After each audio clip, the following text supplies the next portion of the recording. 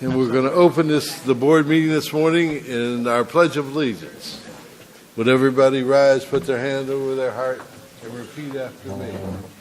I pledge allegiance to the flag of the United States of America and to the republic for which it stands, one nation, under God, indivisible, with liberty and justice for all.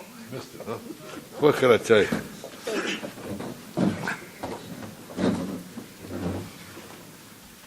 And may I please call to the podium Board Member Judy Mitchell. You can't get reappointed if you're not here.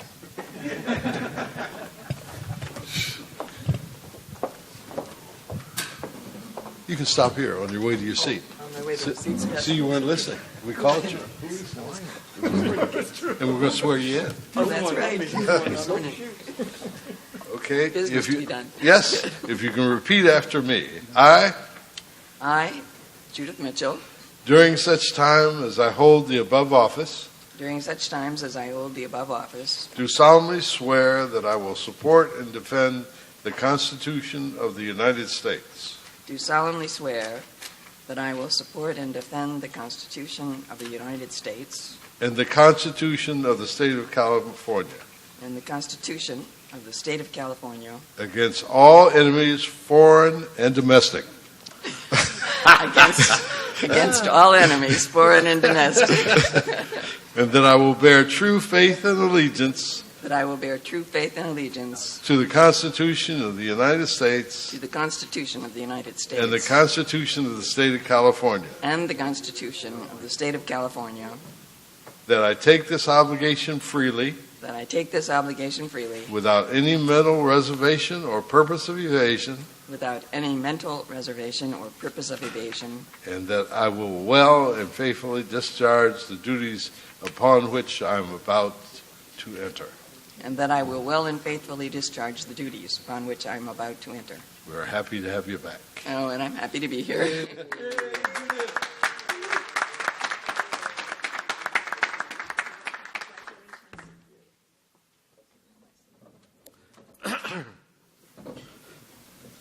Do we have any opening comments by any board members? Yes, sir, if I may. Sure. Thank you, Mr. Chairman. Colleagues, the Port of Los Angeles experienced a fire, as you may have seen on TV, on September 23rd at the Pasha Terminal, which is a break bulk terminal. And it was, I believe, pre-World War II wharf that was built. And I just want to take this time to thank Dr. Wallerstein and his team for being so responsive. We were text messaging that night. AQMD mobilized a couple of the mobile stationary devices in and around the Wilmington, San Pedro, Long Beach area. So on behalf of Mayor Garcetti, myself, and the entire city, we want to thank AQMD. Philip did a great job in handling the media and the media inquiries in the multi-agency press conference that put together the following day. Just really proud of AQMD's effort and response to that fire, and just the reports that was given to me by Barry on the hourly updates was just very appreciative. So thank you very much to the entire AQMD family. Thank you very much for your comments, and we're glad that the staff could be helpful. Dr. Wallerstein? Good morning, Chairman Burke, members of the board. I wanted to note two things relative to today's agenda. On agenda item number 3, which pertains to the Carl Moyer program, the staff is withdrawing recommended action A-2 pertaining to Amtrak. We will be bringing that back next month to the board. Then I also wanted to note that on today's agenda, under agenda item number 30, the board was to consider Rule 1153.1. The staff is withdrawing that and going to bring that back next month. What we want to do, there's not any problems with the rule per se itself. What we want to do is just further clarify within the rule that companies complying with 1153.1 in terms of the specific equipment covered under that rule aren't subject to 1147 requirements. I'm sorry, did you say that was item 30? Yes. Rule 1153-1. But you say 1153-1? It's agenda item 30, but Rule 1153.1. Point 1, okay. Dr. Burke, Yes, just sir. on that, I mean, I don't know if anyone in the audience showed up with the intent to testify on that rule today, but we might want to give them an opportunity to do that if there is any cards. Other than that, I think it would be, go with staff's recommendation. Yeah, there may be someone here, I don't know, but we did notify the industry. Do we have anybody here who is going to testify on 1153.1? When the time comes, if you're still here, or if there's anybody here who will take that testimony. Mr. Cacchiotti? Thanks, Mr. Chair. This would be a special announcement for Councilmember Buscaino from the LAPD and Supervisor Benoit, former CHP. 2 weeks ago, I had a chance to go to the Santa Monica Alternative Car Show, and if Paul can bring up the picture, I really wanted to see just one vehicle. And here's an LAPD officer, the sergeant, and the officer that rides the all-electric motorcycle. So we spoke with him for a good half an hour, but the only negative is this motorcycle is only used in the parks. They only use it on dirt terrain in the parks like Griffith Park and other parks in LA, kind of out towards Malibu. And I said, why don't you have electric motorcycles? They go, we've tried a couple and they're not good. And they weren't even aware of what Harley Davidson's doing. So just something to keep in mind is, I know we've got an item number 5 about police vehicles. If we can incorporate the Harley or something in that police vehicles in the future. Thanks, Mr. Chair. Mr. Cacchiotti, if I may just piggyback on that. I met with Chief Fager at Hawthorne Police Department, and they have electrical motorcycles that they just purchased and will, on a test run basis, are going to be deploying in the city of Hawthorne. And I just recently met with him last month, and it was great to see that strategy come in place. Maybe in the future, Mr. Chair, we can do a research and development project with this too, because I know the LAPD officers, I questioned them, Joe, and they said, we tried a couple, and the officers are just handling and things, but hopefully this one in Hawthorne is a better model. I'm very interested to find out that Hawthorne had electric vehicles, because Mayor Brown out there in Hawthorne is, we held AQMD held our Martin Luther King celebration in Hawthorne last year. And they were really, really, as I could ascertain, interested in helping improve the environment and doing things to help clean up the air. So I see him from time to time. I'm certainly going to make it my business to see him and chat with him about this and see if we can't work out some kind of program with him to expand their opportunity there. Yeah. Dr. Liu? Yes, Mr. Chairman. Since Mayor Cacchiotti had one slide, I figured I'd bring 3. Paul has it up. I recently toured the Long Beach Container Terminal construction yard at the Port of Long Beach, and I believe that I have seen the future of freight in our ports.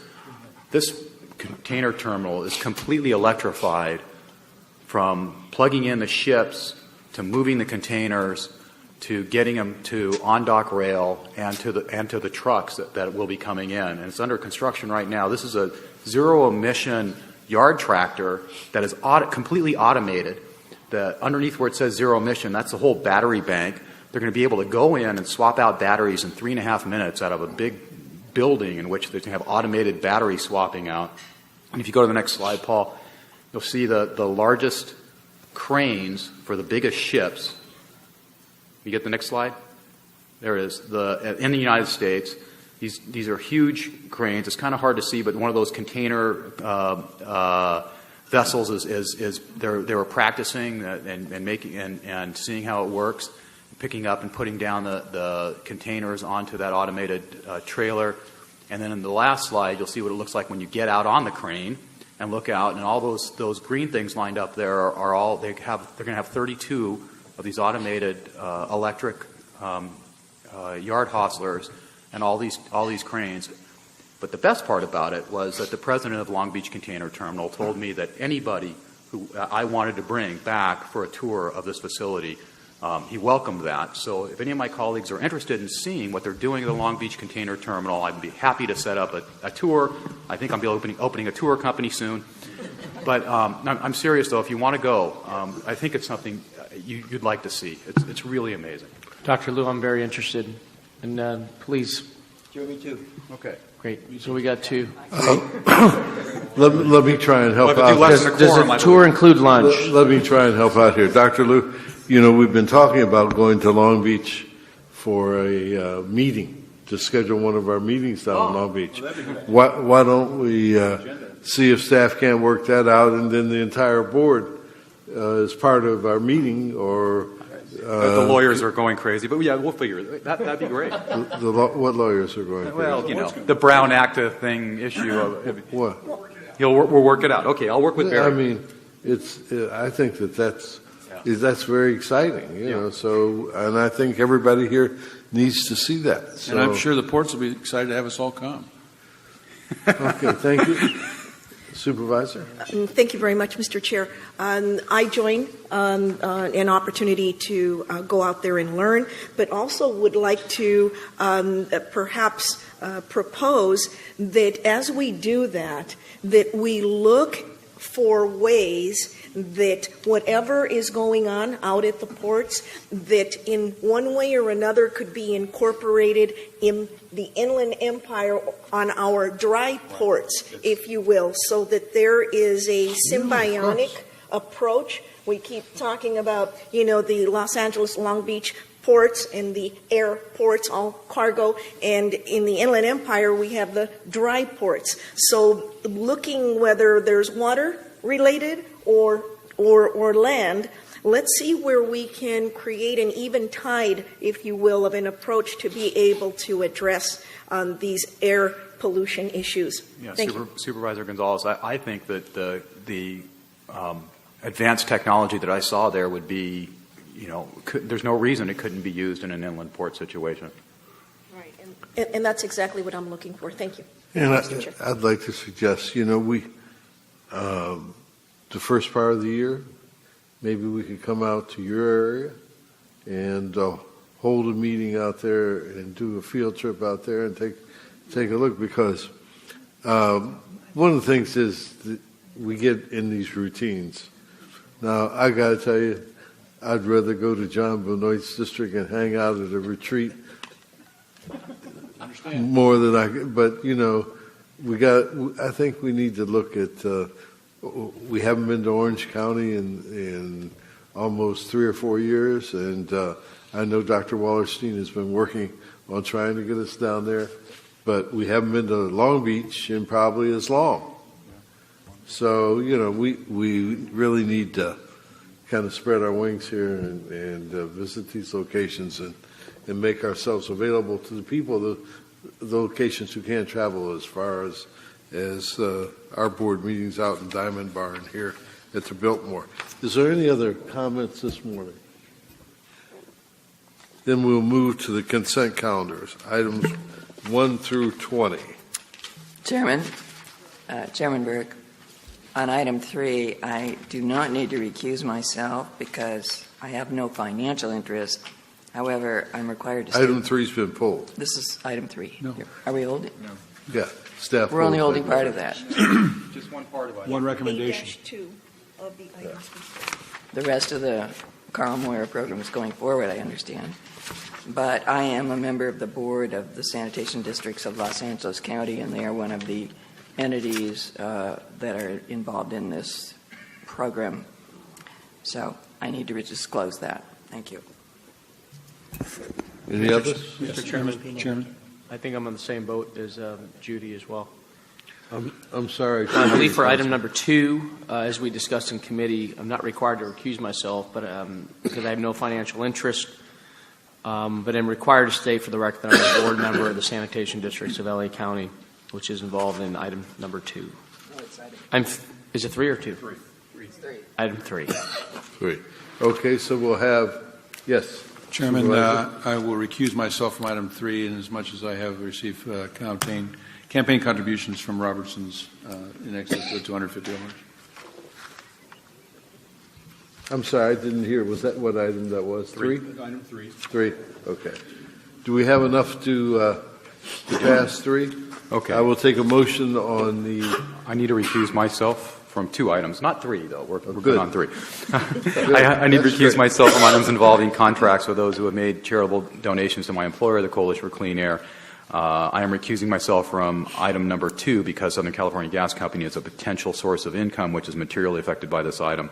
And then out of an abundance of caution on item number 6, while counsel has advised me that it's not necessary, I am recusing myself because clean energy fuels in Los Angeles World airports are potentially affected by this item. So I'm 2 and 6. 2 and 6.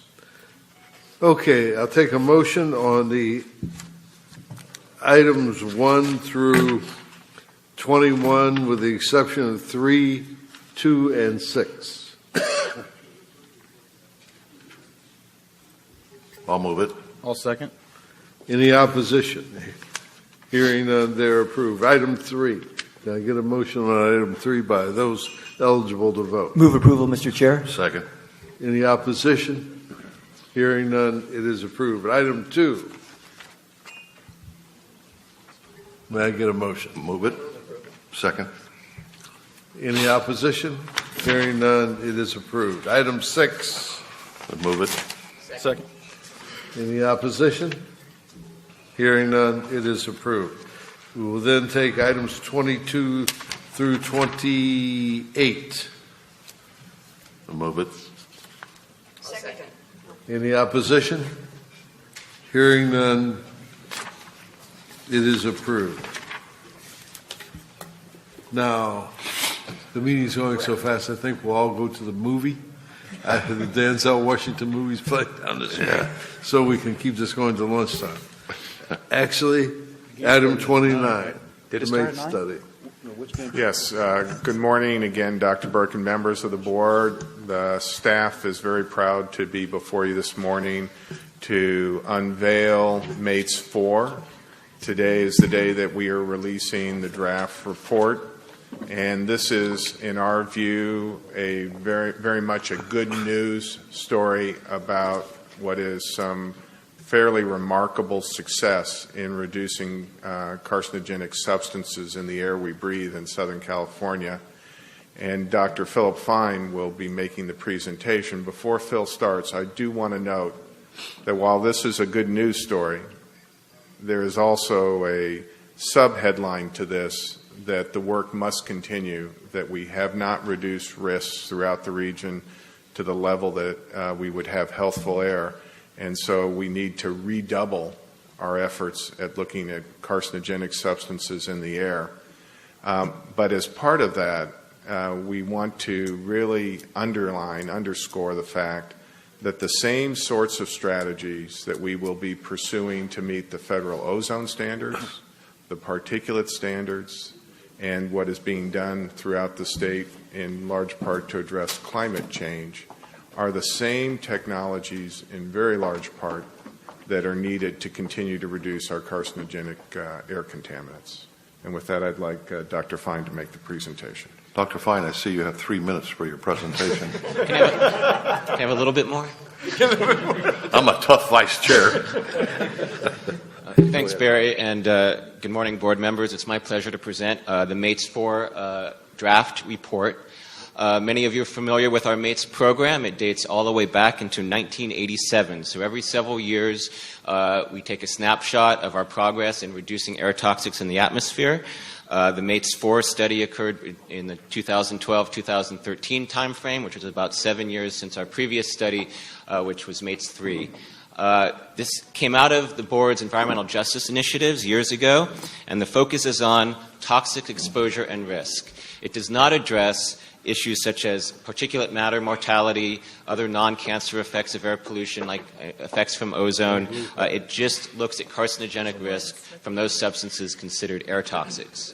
Again, the purpose is to first and foremost to provide the public with information on their toxic exposure and their risk. And it also helps us to evaluate progress and trends towards our goal of reducing that exposure and risk to the community in the South Coast Air Basin. It also provides us direction and information that will help us fine-tune our air toxic control programs, our regulatory programs, to further that goal of reducing air toxic risk. The MATES studies are very intensive. There's three main components of any MATES study. The first one is monitoring. So we actually deploy a lot of equipment and a lot of resources to take actual measurements in the air at monitoring sites throughout the basin. This time, for the first time, we added a couple new measurements, black carbon and ultrafine particles.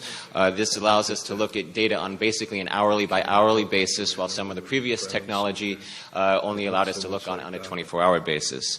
As time goes on in the MATES program, we constantly improve our laboratory methods, our sampling methods, so we get more sensitive and more accurate. And then, as in previous MATES studies, at a subset of sites, we measured polycyclic aromatic hydrocarbons, another class of air toxics. The second component is on the emissions side. As part of MATES, we do a full update of our emissions inventory when it comes to air toxics. And this inventory is very consistent with the same emissions inventory we use for the AQMP. And the third component is taking those emissions and putting them into our complex air quality models, predicting where those emissions go, how many people are exposed to those emissions, and being able to calculate an overall exposure and toxic risk via the modeling exercise.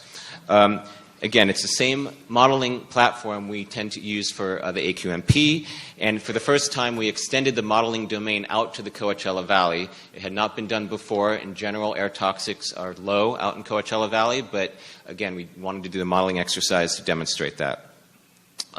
We have a technical advisory group that gives us feedback not only into the study plan and what we propose to do for MATES, but we're also going back to that technical advisory group after the release today to get comments from them on our draft report, and we'll be incorporating not only public comments but our technical advisory group comments into a final report.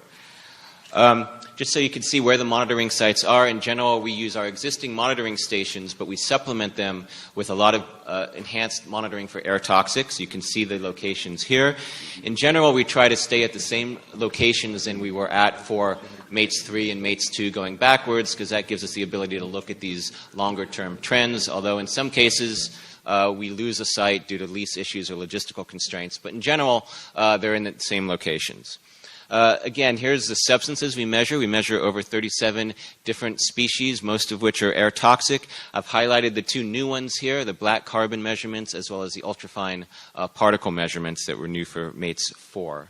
You can see there's many compounds here. Some of them are gaseous compounds, and some of them are also metals that are emitted within the particles that are emitted from a lot of these sources. Just giving you the headlines before we go into a little more detail, the summary of the findings. And the big, great news is that the cancer risk across the basin has decreased by more than 50% between MATES 3 and MATES 4. In that 7-year period, we have over a 50% decrease. Whether we do it based on monitoring data, whether we look at it based on emissions data, or whether we do it based on the modeling data, they all produce similar results, greater than 50% reduction. Diesel PM in particular, which, as you know, dominates risk, decreased by even more, about 70%. However, the highest risk areas, as was the case in MATES 3 and previously, are still near the port area, as well as along our transportation corridors, especially those associated with goods movement and high levels of diesel traffic. The risk from other air toxic contaminants other than diesel particulate matter also continued to decline, with a few limited exceptions, one of which I'll talk about today. And then the ultrafine particle measurements, again, we don't have standards for ultrafine particle measurements. We don't have any toxicity factors we can use for that, but we are laying the groundwork for future, perhaps, regulatory efforts by getting more information on what the levels are, where they're higher, where they're lower, and what those trends are. So we have a whole plethora of ultrafine measurements that we'll be presenting as well. Just looking at diesel PM in a little more detail, this is site by site, looking at MATES 3 versus MATES 4. Again, across all the sites, you average them, we get about a 70% reduction. It varies a little site by site, but you can see that very extreme reductions based on monitoring in diesel PM exposure. You can note here that in MATES 3, we actually did 2 years of MATES 3. Some of you may remember we extended that an extra year because it was a time we used to get rain in Southern California. So the first year of MATES 3, we got a lot of rain. we weren't sure that was representative, so we did a second year. Turned out it wasn't of huge difference, but anyway, we were sure that we feel like MATES 4 in 2012, 2013 timeframe was probably a little bit more indicative. Just to get a little more detail on some other air toxics, this is an example of an air toxic that comes primarily from industry, but also from mobile sources, in this case, light-duty vehicles. This is benzene, and you could see some very significant reductions in benzene across the board, across the different sites between MATES 3 and MATES 4. Again, here's another huge success story, perchloroethylene, or PERC, which is the solvent previously used in dry cleaners, and through regulation and a phase out of perchloroethylene, you can see over the years just a drastic reduction in emissions and exposure to this toxic carcinogenic species. And this is one where it did methylene chloride, which is a solvent that's still in use. And you can see at most sites we've seen reductions in methylene chloride. But even as in previous MATES studies, sometimes on a particular sample we'll see a very high level of methylene chloride. In MATES 4, at Rubidoux, there was a period of time, the first half of our monitoring campaign, at the end of 2012, where we got several of these spikes, up to 15 of these high-level days due to methylene chloride. The cancer risk, even with these high levels, when you average it out over the year, just amounts to about 7 in a million, compared to an overall cancer risk, as you'll see, of up to 400 in a million. So it's not a huge contributor to risk, but it's still of concern. So we are in the middle of investigating why that may be. The numbers the frequency of those spikes has dropped since that time, making it a little bit harder to figure out where it's coming from. But again, we're investigating potential sources of methylene chloride in the area in that Rubidoux site. If you remember, in MATES 3, it was data like this for hexavalent chromium that led to the efforts at the cement facilities and the discovery of the emissions of hexavalent chromium here. So this may lead into rulemaking eventually if we can discover the source and try to limit exposure to methylene chloride. Just very briefly, ultrafine particle measurements. Again, for the first time, we did comprehensive ultrafine particle measurements. And this just shows, as expected, as has been shown in previous studies, that the areas where you get the highest ultrafine particles are mostly in the western half of the basin, where you have higher population density and thus higher traffic density. So those areas tend to get higher ultrafine particle levels, and it also depends on exactly where the site is located. If the site has a bunch of busier roads around the site, that tends to influence the levels at that particular site. So we have these regional measurements of ultrafine particles. We also did some more localized measurements of ultrafine particles as part of MATES 4 that's also in the report. Just overall, in terms of toxic risk based on the monitoring campaign, again, we estimate a basin-wide lifetime air toxic risk of about 418 per million when we average together all the monitoring locations. This represents about a 65% reduction in overall risk between MATES 3 and MATES 4. As was the case before, diesel, as you can see in the pie chart, accounts for about 68% of that overall risk. And when you add in the other mobile sources and the other emissions that are not diesel PM, mobile sources account for about 90% of the risk. So the story is still the same, that the mobile sources are our main source of a carcinogenic risk from air toxics. We could take this chart and look at it site by site, and you could still see the contribution from certain species to the reduction in air toxic risk site by site. You could see some of the larger reductions were done in the areas that were previously the highest risk and may still be the highest risk in those goods movement corridors and near the ports. The second component is looking at the emissions themselves, the inventory, and we can also do a calculation looking at just the inventory itself, just what goes into the air. So if we look at it that way and we can break it down by different source categories, you could see between MATES 2 and MATES 3, we had a reduction in risk in that period, maybe on the order of 20%. But then coming to MATES 4, again, you're seeing an over 50% reduction in risk based on the inventory itself. From the change from MATES 3, you can see the very large reduction in area sources, about 20% reduction in point sources, and then very large reductions in the off-road and then also in the on-road category. The off-road category includes ships, The regulation that requires cleaner burning fuel within a certain distance ashore has helped the emissions from the ships come down considerably. There's also some work been done on the off-road equipment construction side. So, again, a good news story in terms of emissions. And the last component is modeling. So we take those emissions and we spread them out according to the meteorology, and we can actually predict in every location of the basin what the toxic exposure is. So this goes back to the MATES 3 report, as reported in the MATES 3 report, what the toxic risk looks like in MATES 3. And again, you can see how the high-risk areas kind of hug the transportation, the freeways, especially the freeways with high levels of goods movement. When we take that same calculation in MATES 4, you see a lot of those dark purple areas have disappeared, so it definitely demonstrates the improvements that we've had. The dark purple areas that remain still are around the port areas and around the goods movement corridors to some extent, central Los Angeles and southeast of there.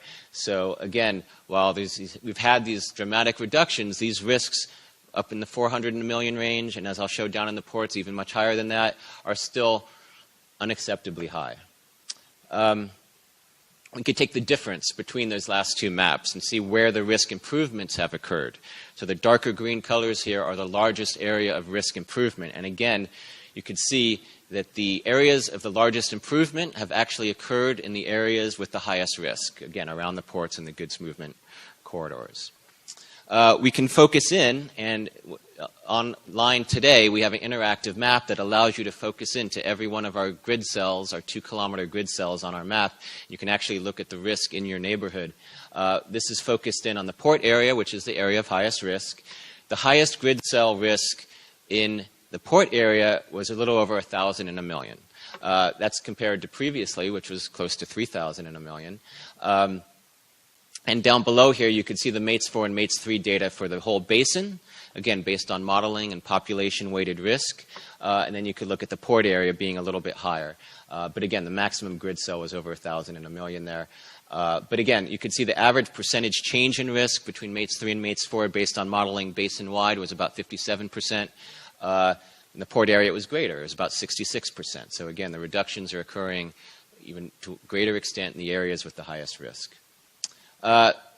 So that's the good news, and there's one big caveat to the story, and we've talked about this at the board retreat and in front of committees before, is that when we do the risk analysis for the MATES studies, as well as the risk analysis for a lot of other of our programs, we adhere to the guidelines put out by the state. Under Cal EPA, the Office of Environmental Health Hazard Assessment puts out guidelines and potency factors for different toxic chemicals that we put into our calculations. So they're in the middle of updating those guidelines, and we've brought this before the board before. The new guidelines consider specifically the childhood susceptibility to these carcinogenic exposures. It updates some other factors like age-specific breathing rates. It also adjusts your residential exposure time from 70 years to 30 years. And as you've said previously, the net effect of all these changes is actually that the inhalation carcinogenic risk may increase by about a factor of 2.7 for the same exposure. So it's not an increase in exposure, it's an increase in the estimate of risk from that exposure. Even though the actual carcinogenic risk, using the same metrics, is still down by more than 50%. But what we know about risk and what is maybe finalized by the first quarter of next year is going to bring those numbers back up almost to where they were again in MATES 3. So in a relative basis, we have great gains and great reductions in carcinogenic emissions. But again, when we look at the latest information that's coming out of the state in terms of risk assessment, those numbers are going to appear to go up. And if we look at the MATES 4 modeled results, the same map I showed you before, but now using the new guidelines, it turns dark purple again, and it starts to look a lot like the MATES 3 map. So again, this is a communications challenge for us, but the story is, on a relative basis, using the same metrics, we have great reductions in carcinogenic risk across the basin, but we're learning more about what those carcinogenic risks actually are. So again, it really points out the need for continued reductions and continued efforts to get those toxic reductions. So in way of summary, again, we have this continued and substantial progress.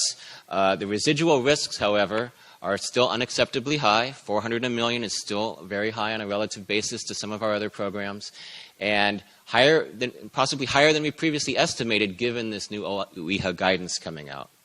Again, the diesel particulate matter, which dominates risk, has been substantially reduced, but it's still the driver, and it's still elevated in those goods movement areas near the ports and along the transportation corridors. So it does point out the importance of continued reductions in mobile source emissions, not only to get these toxic reductions, but also to meet the federal standards we talk about all the time, and also to meet climate change goals that the state has set out. So in terms of next steps, we're releasing that draft report today. It's going to be out for 90-day public review. It's also going to convene our advisory group to give us feedback as well. Everything is now online and public, including the draft report, a whole set of technical appendices, and as well as this interactive risk map that I mentioned, where you can actually zoom in and look at neighborhood by neighborhood what that toxic risk is. And we anticipate getting these comments back, incorporating those comments, making changes, cleaning things up, and getting it finalized by spring of next year. The other thing that we're committed to do is, as part of the 2016 AQMP, which, as you know, the process has already begun, is to include an update to our air toxic control program, our air toxic control plan, that will really highlight the synergies and integration of the planning for not only federal standards for PM and ozone and climate goals, but also to reduce the exposure to air toxics. So with that, I'll wrap up my presentation. Thank you. Dr. Burke, I'd just like to note that the release of this report is built on nearly 3 years of staff work and involved over 40 members of the staff, and that Dr. Ospital, sitting next to me, was the point person on this project. Any comments by any board members other than myself? Questions? Yes, sir. Questions, Mr. Chair? Dr. Fine, on the slide it said caveat OEHA. Just a couple, just for my clarification, in case people ask me, when it says on the third bullet point there, do you want to pull that back up so people can see?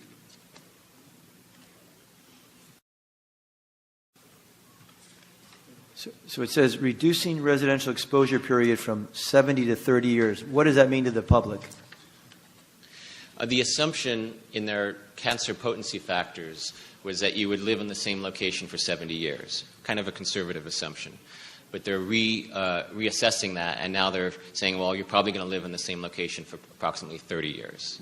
That has an effect on the cancer potency factors, and that's folded into the new calculation that still results in the 2.7. So in 30 years versus 70, it's really going to impact you more? Your health? Essentially, the calculation now only assumes you're going to have a 30-year exposure, which actually acts to reduce the cancer potency factor slightly. Okay. But it's made up for by the other changes in the childhood susceptibility. And the other one, Mr. Chair, in red where it says inhalation carcinogenic risk may increase by a factor of 2.7.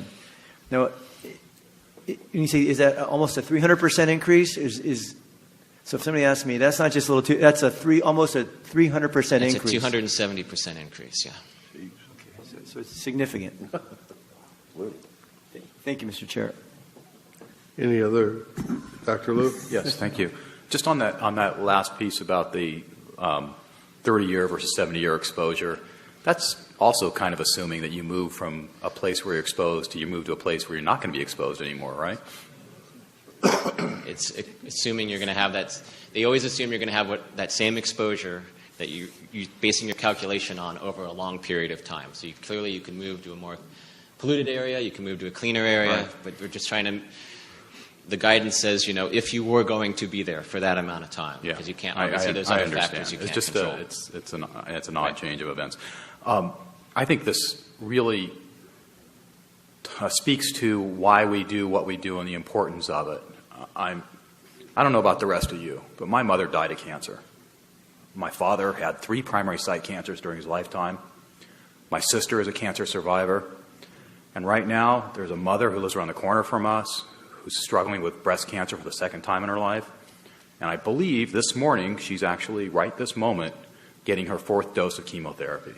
And this is extremely important because it's our opportunity to prevent cancer. And we've done a really, really good job, and it's not just us. But a lot of that progress is directly attributable to what the Air Resources Board has done. And I think that it would be great for Judy as our representative on the Air Resources Board to make sure that they understand what incredible progress has been made based off our study and how that relates to the rules and regulations they've adopted, especially when it comes to port and freight operations. This study is in a microcosm, explains our messaging problem. And our messaging problem is, wow, we've made just incredible progress. And we know we've made incredible progress cleaning up smog, dealing with air toxics, yet that subtext headline of, we've got so much more to do.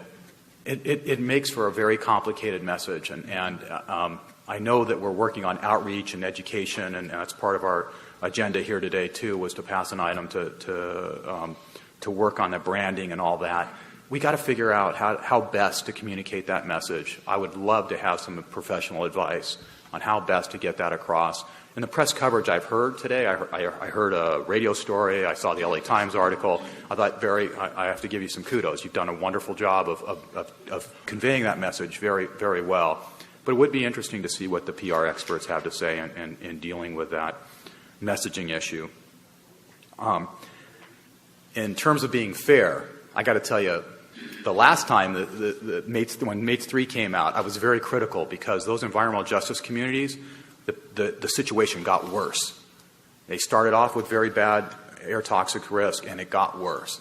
So this time, I've got to say, these are the type of changes we really want to see, is that the communities with the worst risk are getting better faster. And so in terms of being fair and providing equal kudos as well as criticism, I have to say that it's really encouraging to see that those most disadvantaged and impacted communities are benefiting from our air toxics efforts. And the last thing is, with regard to this OEHA risk guidance, risk assessment guidance, we're not being asked today to take a look at our risk management decisions in terms of what is acceptable and what isn't acceptable, but that's coming, and we know that's coming, and I think we need to use this as encouragement to say that we don't have to compromise our standards because the efforts that we are making to reduce risk work, and we can get there. Thank you. I'm interested in you saying that we deserve kudos on this because the same people are working in the same way now that we're working on it when you criticized it. So the effort hasn't changed, the intellect hasn't changed, the desire hasn't changed. So I'm confused on what got better. But when I was briefed on this thing, I couldn't help but think about my Uncle Ferrison. He was the head of the English department at North Carolina College at Durham. And when I was a child, when I was growing up, before this guy would say hello to me, he would look at me and say, "Why aren't your grades better?" There's no answer to that question, because your grades can always be better. So I was on, and that's the kind of situation I find us in here. As hard as this staff works, as hard as this board works, it's never enough until the number of people who are expiring because of air pollution is zero. And we're not going to live that long. So we got to keep the shoulder to the wheel and think out of the box and continue to strive to do better. And business is not our enemy. Disease is our enemy. So we have to find a way to operate so that we can cure the situation that we're in or move towards a solution. and yet not kill off business, So I have nothing but the highest praise for this. Now, when Barry showed me the maps of the harbor, and I know that Councilman Buscaino was very happy because they had done such a good job, and then the new numbers that they're using for analysis made us go back to where we were in the first place. So, it's just, I felt like I was running around the tree and I was going to turn into a pound of butter here. So, there's no end to this effort in our lifetime. And I remember about 10 years ago, everybody was worried about, well, we're going to clean up the air so good we're going to put ourselves out of business. Not in my lifetime. Of course, most people say I'm so old that my lifetime could end today, but, maybe not. Supervisor Benoit? Thank you, Mr. Chairman. In relative terms, my short lifetime,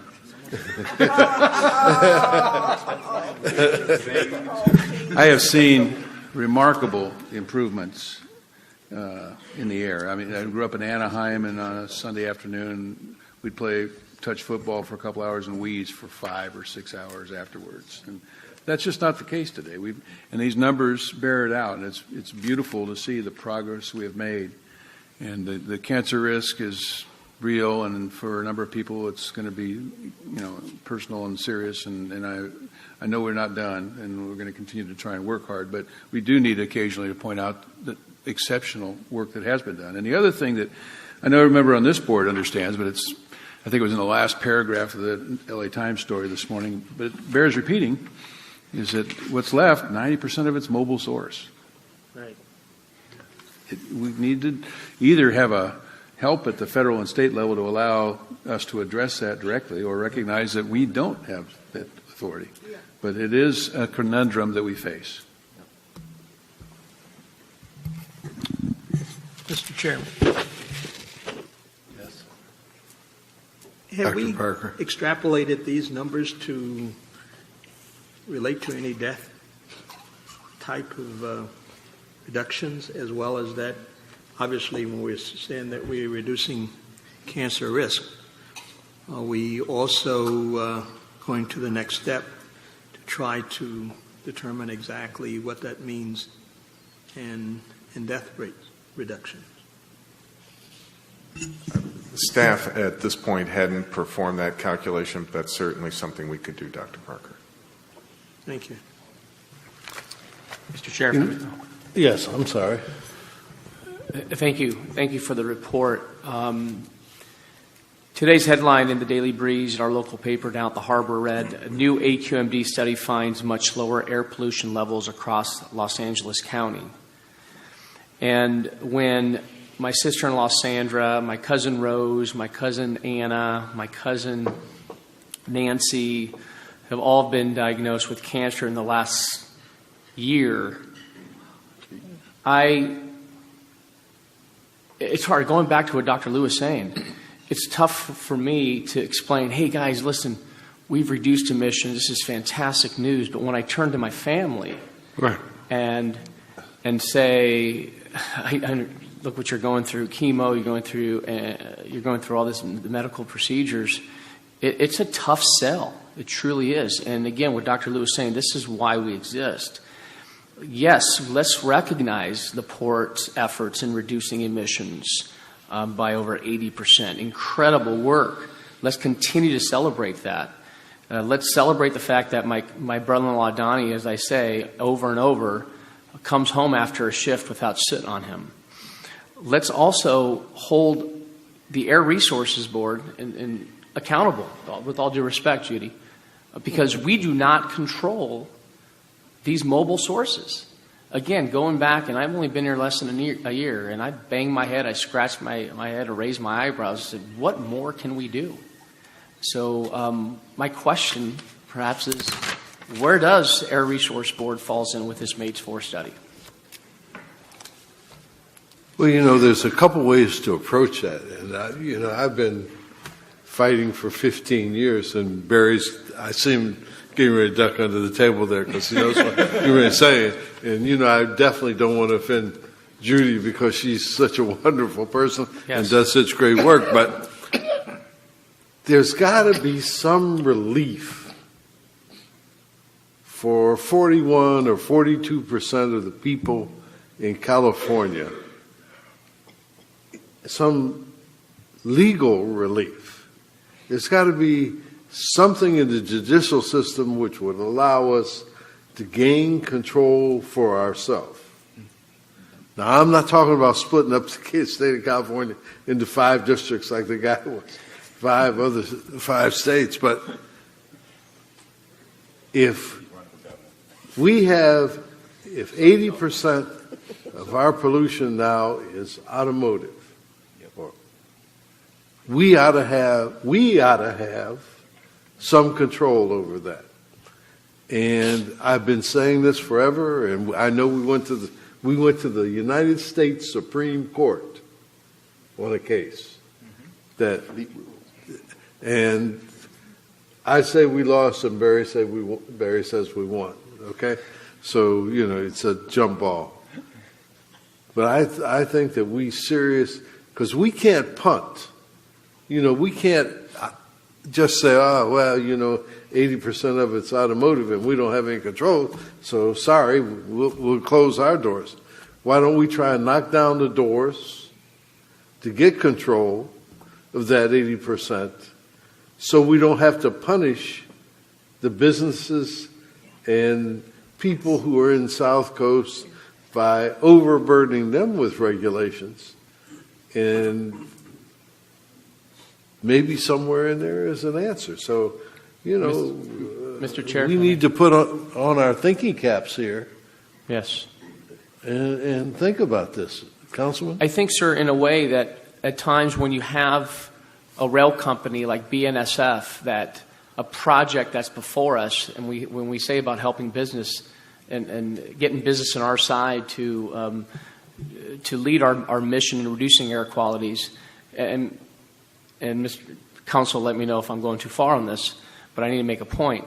When you have someone like BNSF that's going to remove millions of trucks off our regional freeways, and it's going to set higher standards and the greenest rail facility in the country, and yet we're tied up in litigation, I'm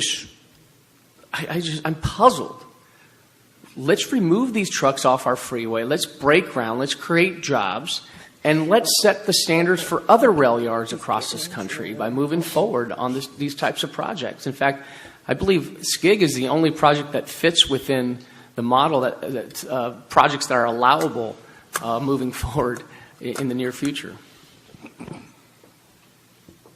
There's a lot of things out here, and a lot of things that I know you want to talk against him, so it's okay, but cars and trains are our plague here.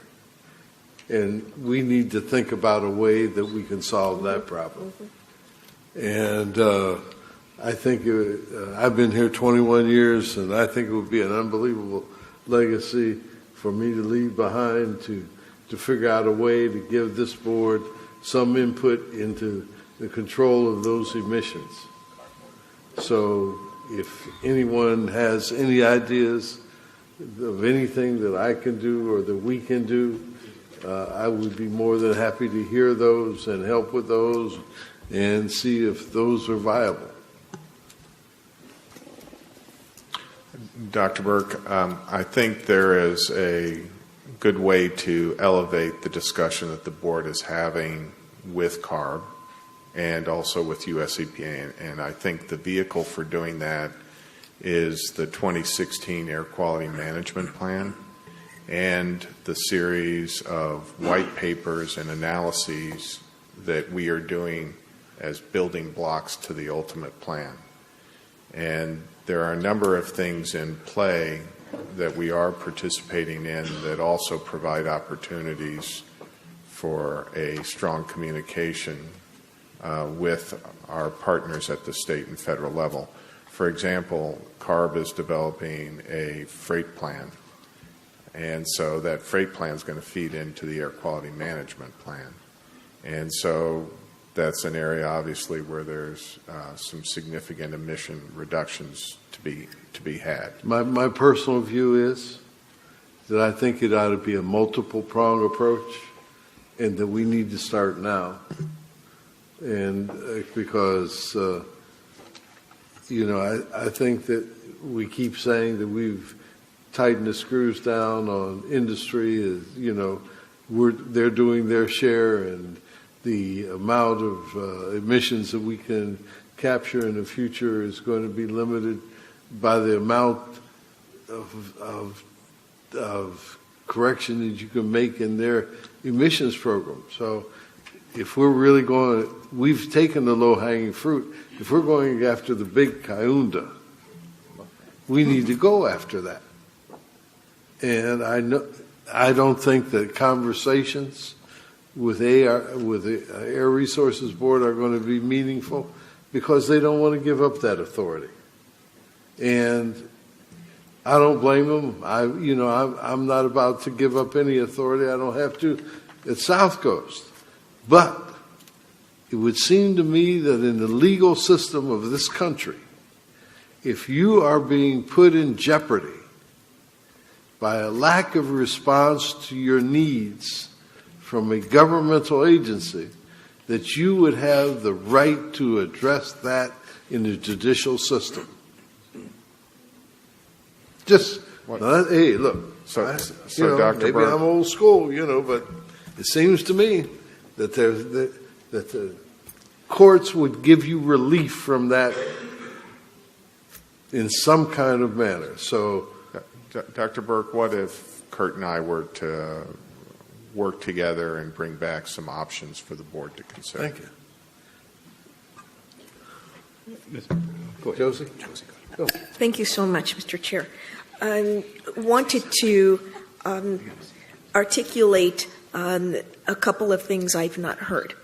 First of all, I think that in receiving this MATES 4 report, we need to be cognizant of the fact that in the process of this agency doing its job by reducing air pollution emissions, what we really are doing, and what many times gets lost in the folds of negative criticism and the impacts, is the fact that this agency is in the business of saving lives, and that it cannot be this agency's sole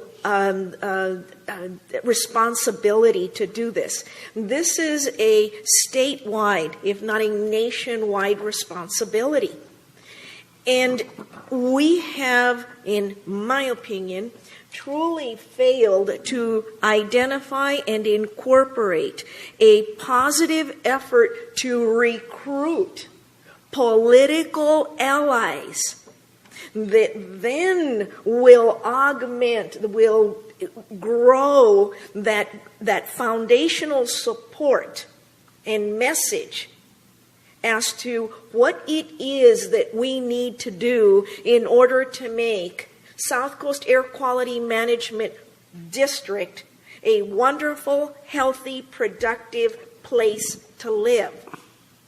This is the business of saving lives, I repeat. The fact that I believe, again, that we could improve our relationship with mobile and stationary source polluters, that we, through political outreach, through modern technological funding that we actually have been doing, but doing a poor job of self-marketing, I think we could have this room full of individuals who say, you know what, I want to hear what's in the MATES 5. I want to be part of what's going into MATES 6, so on and so forth. That we then address, as has been stated before, unfair impacts that take place because we have mandates to meet. And for me, that the unfairness has existed, and in the unregulated arena of trains, planes, ships, and automobiles, we need to have a better, a bigger seat at that table. We need to perhaps go to CARB, and I know this is difficult, and say, can we join you? Can we become a bigger powerhouse by us sharing authority, responsibility? We have got to stop being at loggerheads as to who has the bigger stick of authority and who doesn't. I believe that if we continue to be the Lone Ranger and work in a vacuum to do our business and accomplish our mandates, it is going to take longer. It is going to cost more. Counterproductivity will lead us in the wrong direction. The message, I believe, has to be louder, clearer, stronger, and politics needs to be identified as an element that has not as yet, to my satisfaction, been addressed and overcome. I welcome this. I want to say thank you to staff. Good job. I think that it's a beautiful message that the public is latching onto with the reductions. But the fact is, we cannot let our guard down. We must continue always to have this upward mobility in addressing our air pollution impacts. But we need more champions. We need more allies. And I think that going along with what the chair has said and other board members have said, I think that that is very important. Thank you, Mr. Chair. Mr. Chairman, if I may. Mr. Chair. I'd like to comment on her comments. You know, she had an excellent suggestion in there. And you know, it's easy for us to sit up here and say, "Go do this work," and not give you any resources, and not have a hiring freeze on and everything else. But the part that I really enjoyed of what she said was, there should be a conference of activists in the environmental community, and the discussion. They should have their own. They should have had their own briefing of this MATE study, and give us their input, no matter how negative or how positive of what's going on. And I mean, there should have been. You know, we in this district, we probably have thousands of activists who are involved in it. The press was great, no question. And I saw the response from the electronic and print media, fantastic, you know. Now, back to Josie's comments, I think what you're speaking of is local government, because my assessment of the job that this agency has done at the state government level, they haven't lost something of note in a decade. You know, every piece of legislation that's important to us, one way or the other, gets either passed or defeated. So I think we're doing okay in Sacramento. You know, it's a tough fight. We spend money and do all that. And as chair of the legislative committee, I think you did a great job since you've been chair. It's at the local level that you keep talking to me about, and I think that you're absolutely right about that. We need communication with every supervisor. You know, we need to know in these counties what the supervisor. I know there are some supervisors that wish we'd go away. You know, wish we didn't exist. But there's a reason for that. You know, I'd like to know that reason, see if I can't work out something so they wouldn't feel that way. Because if you're really in the business of saving lives, nobody wants somebody to die. Nobody wants you to kill business. I understand that. but nobody wants someone to die. So I think it's going to take money, and I don't know where we find that money, but we always seem to find money when we need money. Alicia's organization needs to be expanded a little bit to have coordination between local government officials. It's like we always talk about, well, planning, city planning and county planning doesn't take into account the air quality. Sure, because they're too busy taking into account what they have to take into account to make the city and the county work.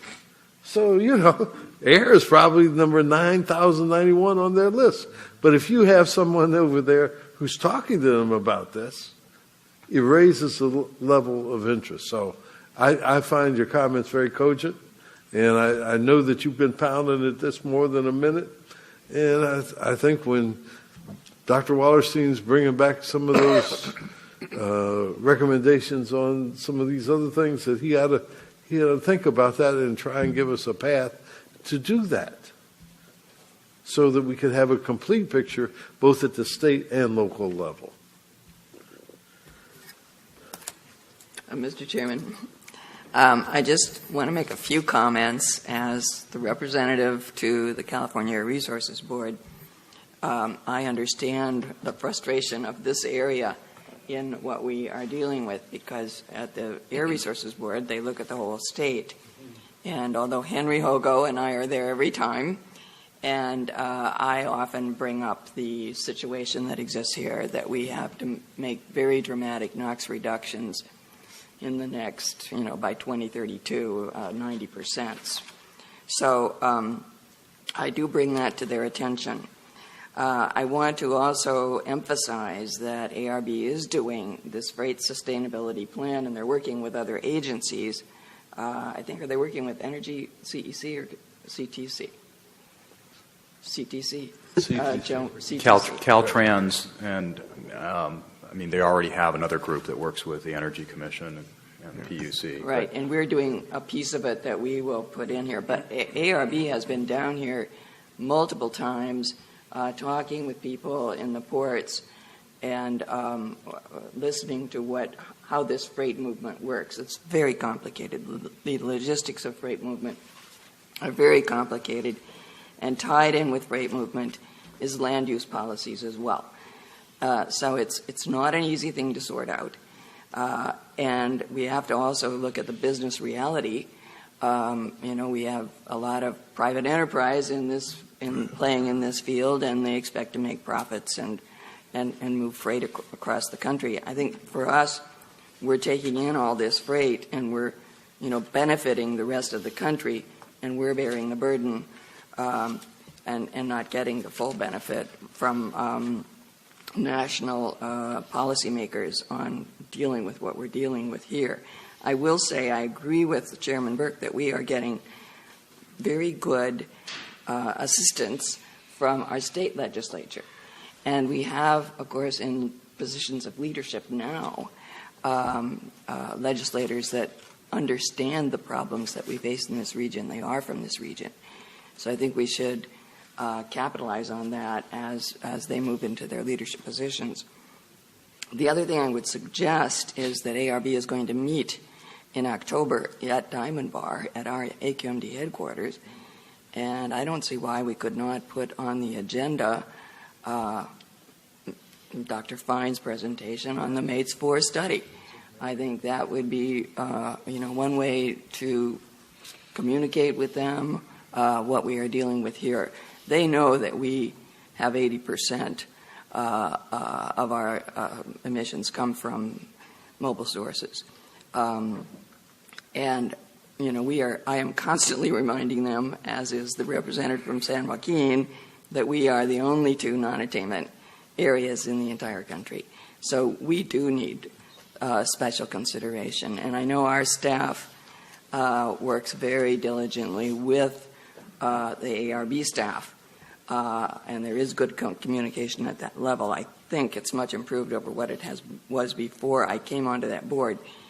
But I think there is fairly good communication and working toward solutions that we need here in this district.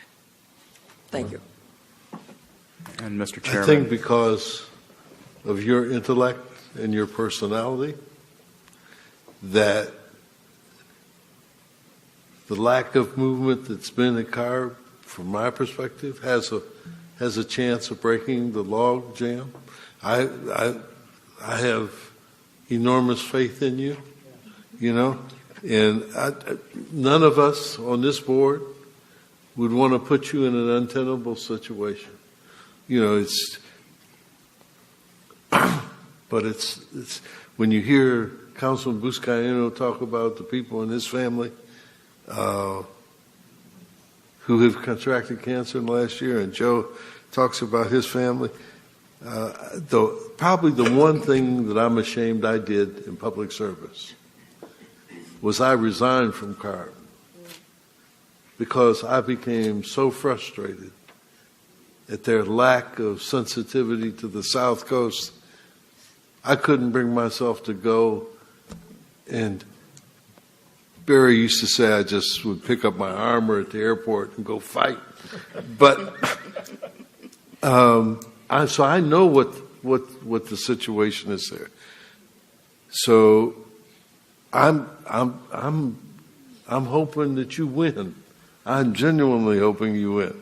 But in the meantime, I think that we have to look at some other avenues so that it encourages them to help you. That's all I'm saying.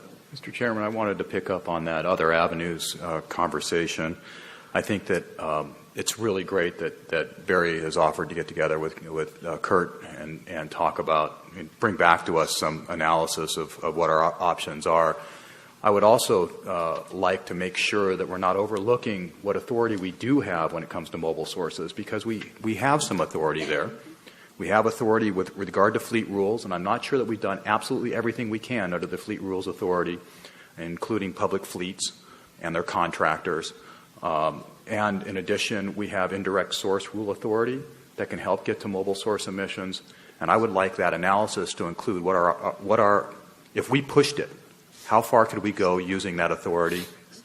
And what, in addition, what other options might we have if we went to the legislature and said we need more of this authority? So if that report back to us could include that, I would appreciate it. Are there any further comments on this issue?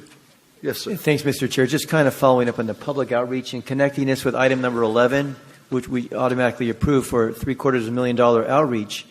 And in looking at our district, there's 17 million people we talk about. And when I first came on here several years ago, I know Joe's been on a year, and I was an environmentalist, but before I got on here, and Joe probably, and anybody that's new, will tell you, I had no idea the impacts of air pollution on public health. I didn't make the connection all the time. That's what comes out of your lawnmower, your leaf blower, your car exhaust, the train that I'm taking, the Metrolink train I'm taking, or the ships there. I didn't make the connection. That impacts me, impacts my animals. Right. So how can we reach those 16.8 million people? We've got ourselves, other environment, but even environmentalists, we're trying to set up a meeting with the Santa Monica Mountains Conservancy, an environmental open space organization, 600,000 acres in LA County. They have all diesel trucks. I sit on that board as an advisory board member, and I've been pounding them for 2 years. Finally, they're saying, we want to meet with you about getting some alternative fuel vehicles. These are environmentalists, and they don't make the connection between hiking, open space, and all the diesel stuff that's there polluting them. So how do we connect the stories that Joe told, Chairman, we all tell. I lost a Labrador last year. I had for 10 years something by my bed every day from cancer. And I'm trying to say, was it the guys next door that blow to leaf blowers like last week? I had to pull them in the house and cutting the grass because I couldn't take the smell. Or all the cars that are going by my house, the 6,000 a day, and they're out there. Did that do it? When I walk onto the park, is it all the lawnmowers, the fertilizers they spray that kill them? And I talked to the vet. She says, yes. Pollution kills animals, Michael. They've got the same respiratory system we do. So how can we connect what we're talking about in Mates today with the football players that he's been coaching for 40-some years in Chino, that the supervisor Nelson talks about in Orange County, the Joe's baseball players, the soccer kids, the 1,400 kids we're coaching in South Pasadena. All those families are driving their SUVs and parking or idling, drinking their coffee while the kids are choking on the pollution coming out. How do we show in our outreach that connection between the sources and a person getting cancer? Do we take a picture in a hospital, getting that check, Joe, getting the treatment? Do we show the pollution coming out of the car? I know we're doing this video. We're working on this video with Sam and Herb's group. And how do we connect this $750,000 outreach project to move people, inspire people, transform their lives? When I got on this board, it transformed my life. It was transformative because I saw the impacts on people's lives. I heard your stories, and it moved me to do something. That's why I ride a bike now, because I know if I'm driving even though I have an old hybrid, 135,000 miles, same brakes I tell you, still haven't changed them. I got electric cars. I can do more. I can take that train. Why do we need to build more freeways? Why don't we build more light rail systems? This OER study's coming out. How do we put this together and tell those 16.8 million people, you've got to do something? How can we move them to change? And how do we get these allies like Edison, Southern California Gas Company, Sierra Club, Coalition for Clean Air? We get them all together and we put this outreach campaign together, videos. The chairman just talked about the movie with Denzel Washington. By the way, I saw it, Equalizer. Have you seen it yet? Yeah, sure. 15 seconds. 15 seconds. How can we get, we did a movie 3 or 4 years ago. Maybe it's time for something even more dramatic. Where, I'm not going to forget to watch. When he walked in on the Russian Mafia, I'm not going to forget that scene. Don't give it away now. Okay. Don't give it away. Yeah, it's a great movie. Avatar, Titanic, all the movies that have moved your hearts out there, your favorite movie, something that moved you. And his movie coming out with Unbreakable or whatever it is, with the guy from Torrance. Zamperini. Unbroken. How can we move people with our outreach program like that? Where they want to sit and they want, oh my God. People in my office, and 99% of the people, the secretaries, the office staff, the attorneys, that still want to go buy a pickup. How do we change them? Don't buy the pickup, buy an electric car. That's the Italian in him. You see that? Talking with his hands, pounding on. That's the passion. Reminds me of talking to my Uncle Sal about a big issue. Thanks, Mike. I love you for that. But it's that kind of passion that makes us all love that guy. When I looked up and saw the bike against the wall, I didn't see him. I didn't even know he was here. I just turned around and I said, "SCAQMD's here." He says, "I'm over here." That's it. The question, all those questions you asked, trust me, have been discussed for a long time. One of the problems is resources. If we had significant resources, we could do television campaigns and all those kind of things. And $750,000, we approve this money, is a lot of money.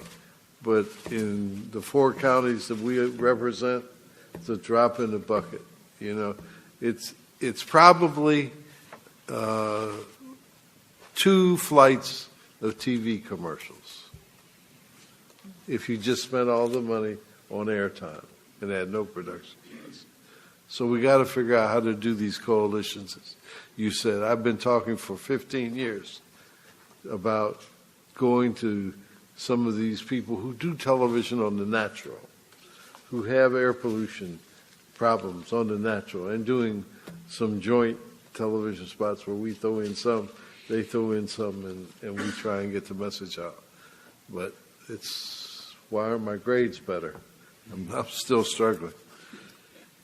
Okay, where are we now? Any other comments? This is just a receive and file, right? So we'll move on to item 30. No, it's been pulled. Oh, item 30 was pulled, right. Public comment, we have David England and Rachel Horning. I'd like for them both to come up. They said, or I can't make that determination. I'm going to let them both talk. You can leave him back there. We'd rather hear you anyway.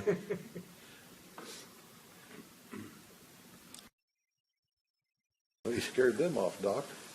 They're running out Well, the door. she was running to get him, so then we're going to go into closed session. Those were the, here they come, here they come, here they come, here they go, here they go. What would you have done if we'd have moved on without you and they'd have reported back that you missed your turn because you're in the men's room? Terribly upset. It's like the lady who won the Oscar but was in the ladies' room when they called her name. Yeah. All right. We appreciate it, and appreciate all of the presentations and work this morning. And it's since we are based in LA, even though we cover the whole county, it's nice for one meeting to not have to drive to Diamond Bar. So we appreciate it. Chairman Burke and Governing Board members, on behalf of the BizFed Southern California Business Coalition, we just wanted to thank you and Dr. Wallerstein and his staff for following through on the commitment to commission an outside review of the AQMP socioeconomic analysis process. While we were surprised that the staff response to the consultant's report was released concurrent with the report, it's our understanding that AQMD staff intends to brief the report both to the AQMP advisory group and to the scientific, technical, and modeling peer review advisory group at the end of this month. To that end, we just encourage you as a governing board to hold off on any formal action on the consultant's report until after such additional opportunities for stakeholder input have occurred. And we just want you to know that we appreciate these continued opportunities for engagement and discussion of the report's recommendations, and we look forward to working collaboratively with you to ensure that the report's recommendations are implemented as part of the 2016 AQMP process. Thank you. Did the lady have something to say, or she just? So you're not going to let Rachel say anything at all? That's kind of chauvinistic. Sorry, sir. She was my backup in case I was out on another call. You mean, okay. We're going to let that go. She's brand new and learning all of you in this process. So if you want to welcome her to this, then we sure appreciate that. Well, we welcome you, Rachel. Thanks for coming. Mr. Chairman. She learned to be here. Okay. We have board member travel, and then we need to adjourn to closed session.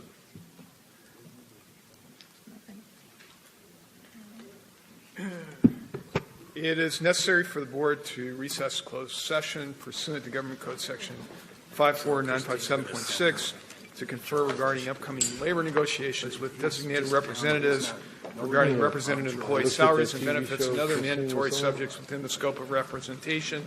Negotiator William Johnson represented employees, Teamsters Local 911 and SCAQMD Professional Employees Association, and to confer with labor negotiators regarding unrepresented employees, agency designated representatives William Johnson, unrepresented employees, designated deputies, and management confidential employees.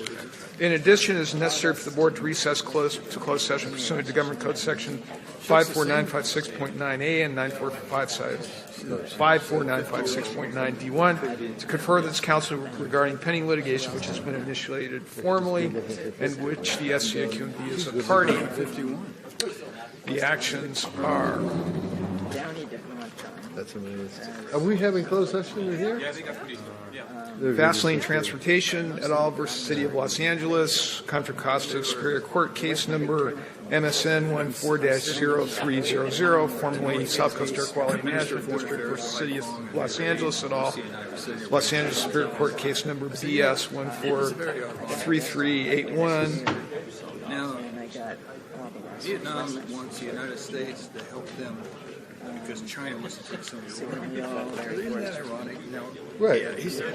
People of the State of California, XRL SCAQMD versus Exide Technologies, Inc., Los Angeles Superior Court, case number BC 53352. Right. But he laughed about it, too. So, who's going to win the Shriver would be better. They're both about the same, but Shriver would be better because. Thank you for bringing it, because I used it when he wasn't here. I looked up the candidates and everything was like crazy. I had forgotten the definition for me. There were no reportable actions taken.